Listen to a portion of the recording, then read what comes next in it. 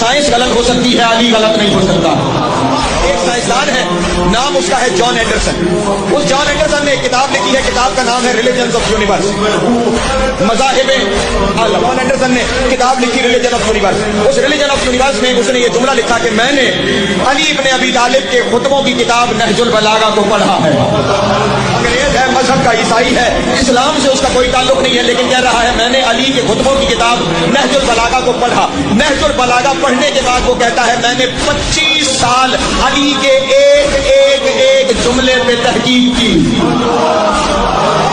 ناظرین جملہ سنیے گا، وہ کہتا ہے میں نے نہج البلاغہ کو پڑھا 25 سال، پھر میں نے علی کے ایک جملے پہ تحقیق کی کہ شاید کوئی ایک جملہ ایسا ہو کہ جو حقیقت سے الگ ہو۔ میں سارے جملوں پہ بحث نہیں کرتا، بس جو اس کا نتیجہ ہے وہ نتیجہ آپ کو بتاتا ہوں۔ جان اینڈرسن کہتا ہے نہج البلاغہ پڑھنے کے بعد 25 سال علی کے جملوں پہ، آخری بندے تک توجہ چاہیے، 25 سال تک علی کے جملوں پر تحقیق کرنے کے بعد میں نے دنیا کا ذرہ ذرہ چھانا ہے، اس نتیجے پہ پہنچا ہوں یا تو کائنات علی نے اپنے ہاتھوں سے بنائی ہے یا کائنات بن رہی تھی علی دیکھ رہا تھا۔